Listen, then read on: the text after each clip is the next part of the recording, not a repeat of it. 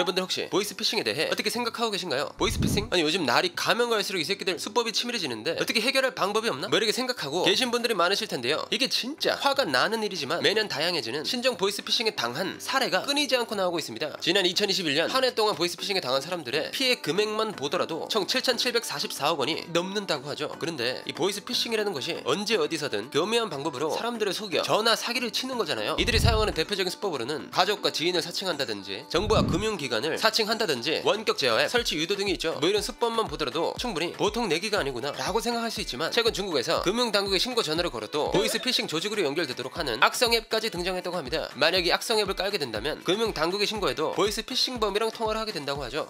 에? 이게 말이 돼? 그럼 신고하지도 못하고 그냥 당하기만 할 수도 있다는 거네. 아니 보이스피싱하는 애들이 이렇게 똑똑했나? 라고 생각하실 수 있으실 텐데요. 사기를 치는 사람들이어서 그런지 날이 가면 갈수록 사기 수법이 진화하는구나 싶었지만 여기서 뜻밖의 존재가 등장하게 되죠. 최근 한 언론에서 밝혀진 바에 따르면 현재 중국에서 활용하고 있는 이 악성앱의 배후에는 조선민주주의인민공화국 북한이 있었다고 합니다. 북한은 중국 보이스피싱 조직에게 악성앱 견적서를 제안하고 중국 조직은 이 악성앱을 구입하게 되면서 북한에게 유지 및 보수를 받는 대가로 연간 수백억 원의 돈을 건네주고 있다고 하죠. 이로 인해 북한은 매년 최소 300억 원 이상의 수입을 거두게 되었고 우리 정부에서 조사한 결과 이 돈이 핵과 미사일 개발에 쓰고 있다는 것으로 파악된다고 하는데 자 그럼 뭐 너희의 비밀 내려 안 들키려고 그렇게 노력했더니만 다 들켜버릴 그만 기래. 북한 보이스피싱 개입 의혹 편 지금 바로 시작합니다. 전화 한 통 또는 손가락 터치 몇 번으로 내 돈이 순식간에 사라지는 보이스피싱. 여기서 말씀드린 보이스피싱이란 주로 금융기관이나 유명 전자상거래업체를 사칭하여 불법적으로 개인의 금융정보를 빼내 범죄에 사용하는 범법 행위를 말합니다. 그런데 몇몇 사람들이 보이스피싱이라고 하면 이런 생각을 하고 계신 것 같은데요. 보이스피싱? 그런 거 있지 않나? 그 고객님 당황하셨어요? 이런 거. 아니 이걸 속는 사람이 있나? 에이 보이스피싱 그거 다 티나는데 그거 누가 속냐? 일단 나는 절대 안 당할 듯. 야야 보이스피싱 오잖아. 진짜 그럼 난 그럼 역으로 내가 사기칠 거임.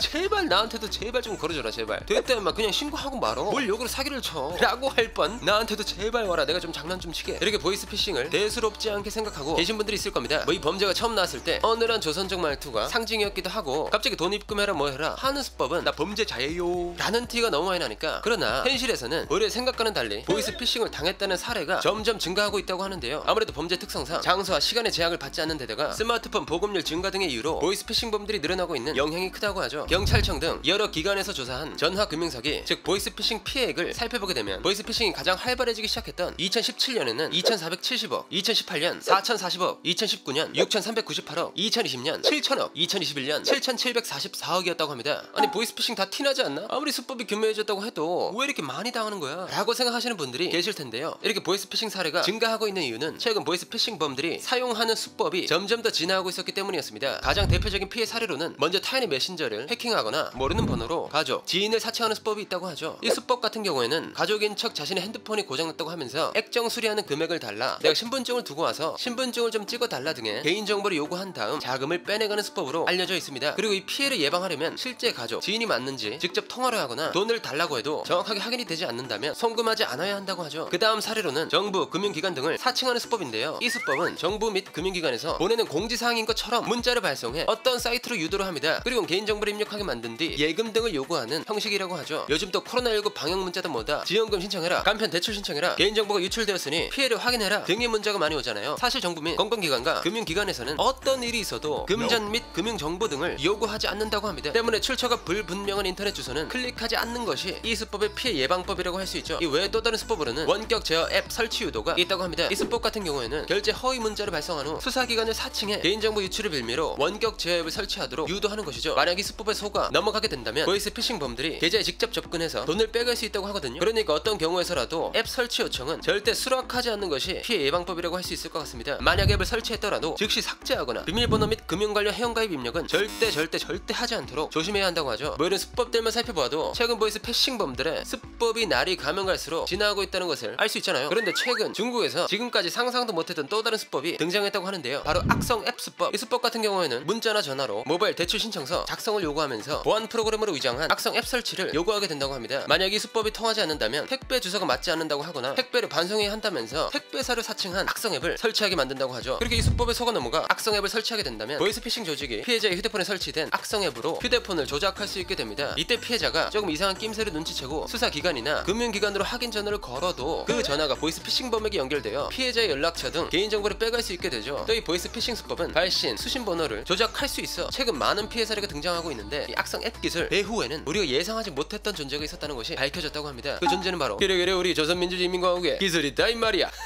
네 그렇습니다. 북한입니다. 이건 좀 당황스러운데? 북한이 보이스피싱의 배후였다고? 이게 무슨 말이야? 먼저 이 사실이 알려지게 된 과정은 2년 전 중국에서 붙잡힌 보이스피싱 조직원들의 진술에서 시작이 되었다고 합니다. 그들의 말에 따르면 지난 2017년 북한은 본격적으로 악성 앱을 개발해 중국으로 판매했다고 하는데요. 이 개발에 힘을 쓰고 있었던 이들은 로켓공업부라는 북한의 조직이었다고 하죠. 그런데 이 로켓공업부의 상위 기관인 군수공업부가 북한 노동당 중앙위원회 비서국에 속하고 있다고 하거든요. 여기서 말씀드린 군수공업부는 북한에서 진행하고 있는 무기 개발을 총괄하는 역할을 하고 있다고 합니다. 아무래도 북한의 무기를 총괄하는 조직이라고 하면 철저히 당의 결정에 따라서만 움직이는 기관이라는 거고, 로켓공업부가 이런 조직 아래에서 지시를 받고 움직였다? 이 말은 우리나라에서 기승 부리고 있는 악성 앱과 관련된 보이스피싱 범죄에 북한 당국이 직접적인 개입을 했다고 할 수 있죠. 게다가 북한은 중국에게 악성 앱을 판매한 이후 지속적으로 관리 서비스를 제공했다고 하는데 모든 과정은 브로커를 통해 거래를 하고 있어 북한의 존재를 숨겨왔다고 합니다. 우리가 이 앱을 판매하긴 하지만 이 사실은 반드시 비밀로 해야 합니다. 알겠습니까? 아니 왜 그렇게 사람을 못 믿냐 해. 우리도 같이 나쁜 짓 하는 건데 걱정하지 말라 해. 그렇긴 합니다. 그래도 앞으로 우리 쪽과 직접 연락을 하기보다도 브로커를 통해 정보를 전달해 드릴 테니 양해 부탁합니다. 그래 뭐 우리도 이득만 볼 수 있다면 상관없다 해. 그럼 이제 일 진행하라 해. 이렇게 북한은 중국과 공생하면서 보이스피싱 범죄를 이어가고 있었다고 하죠. 뭐 현재 이슈가 되고 있는 보이스피싱 악성 앱과 북한이 관련되어 있다는 사실만 보더라도 충분히 문제가 될 수 있었지만, 북한이 중국으로 악성 앱을 판매할 때 전달한 견적서에는 상상 그 이상의 문제가 포함되어 있었습니다. 그 문제는 기본적으로 악성 앱을 통해 보이스피싱 기능뿐만이 아닌 피해자 휴대폰을 사용해 몰래 녹음도 하고 심지어 촬영까지도 할 수 있는 기능을 탑재하고 있었다는 것이었죠. 이 말은 악성 앱을 설치하는 것만으로도 북한에서 일거수일투족을 감시할 수 있다는 거고, 이런 기능이 만약 우리나라 정부 관계자에게 적용이 된다면 이건 그냥 넘어갈 수 없는 안보 문제와 직결된다고 할 수 있을 것 같습니다. 아니 이건 좀 심각한 문제 아니에요? 도대체 북한이 뭘 꾸미고 있는 건데? 라고 생각하시는 분들이 많으실 것 같은데요. 북한은 이 악성 앱을 중국에 넘기면서 대남 공작 활동은 물론 경제적인 측면에서도 엄청난 이득을 취한 것으로 알려지고 있습니다. 북한이 개발한 악성 앱을 중국 보이스피싱 조직에게 판매하기 위해 전달한 견적서에 따르면 구매하려고 하는 중국의 보이스피싱 조직 한 곳당 약 12만 위안, 환화로 약 2,300만 원을 제시했다고 하죠. 그 악성 앱 서버를 유지 및 보수하는 비용을 매달 2만 위안, 우리 돈 380만 원을 책정했고, 북한이 국내 금융기관 등을 해킹해 확보한 개인정보를 보이스피싱 조직에게 매일 제공을 하면서 매달 돈을 받고 있었다는 사실이 밝혀지기도 했습니다. 실제로 북한이 개발한 악성 앱을 사들인 중국 보이스피싱 조직에 따르면 악성 앱과 개인정보 사용료로 콜센터 한 곳당 매달 3,200만 원씩 연간 3억 8천만 원을 북한에 전달하고 있는 정황이 파악되었다고 하죠. 그런데 이 조직은 텐진과 칭다오 등의 약 10개의 콜센터를 보유하고 있다고 하거든요. 이 말은 즉 북한과 교류를 이어가면서 악성 앱을 구매한 대가로 콜센터 한 곳당 3억 8천만 원 곱하기 10이니까